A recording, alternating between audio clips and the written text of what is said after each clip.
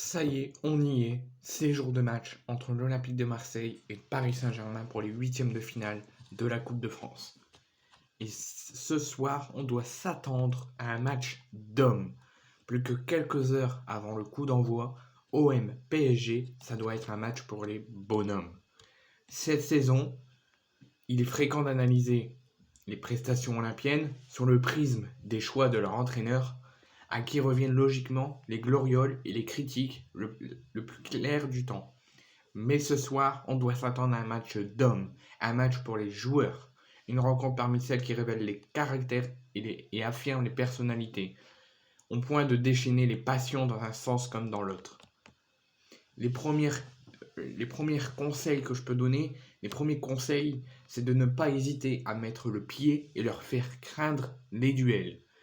Évidemment, il faudra la cohérence, suivre les consignes d'un coach inspiré et inspirant et savoir surfer avec la limite pour battre le Paris Saint-Germain.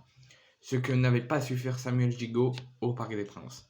À une semaine de leur grand rendez-vous contre le Bayern, il ne faudra pas hésiter à mettre le pied et à instiller une crainte du duel dans les premiers instants de la rencontre. Dans l'histoire récente des classiques, où globalement on les a gagnés, avant que Paris passe sous le Qatar, et quand il passe sous le Qatar, il gagne le plus souvent.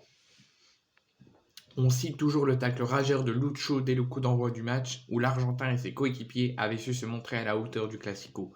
On aimerait citer un autre geste marquant qui se passera ce soir bien sûr.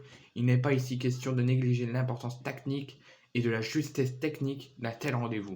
Mais ça ne se suffira pas. Il faudra trouver ce suppléant d'âme, cette hargne qui permet d'arracher les ballons dans les duels. Et il faudra surtout arrêter d'être les victimes. Il faudra donc sur le papier, on a de quoi estimer que le 11 que proposera l'OM ce soir face à Paris en est capable de battre le Paris Saint-Germain. Il y a des gueules dans ce groupe, des joueurs de devoir, des joueurs de patron. On peut citer quelques noms sans se tromper, donc Alexis Sanchez, Matteo Guendouzi, Samuel Gigot, Selko Lazignac, Jean-Nsele Mbemba, qui a à eux d'entraîner les autres dans une dimension différente.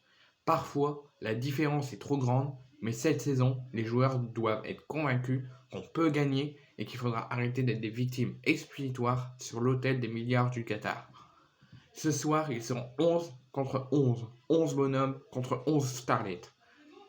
Avec tout un peuple en quête de performance. Un public qui attend son nouveau match de légende, capable de succéder à la victoire contre Lyon en 2007 avec des buts de Pagis et de Niang. L'enjeu est énorme car cette institution a faim de titre depuis 11 longues années et nous sommes à 3 matchs du Stade de France. Aux armes, nous sommes les Marseillais et nous allons gagner et un Classico ça se joue et ça se gagne.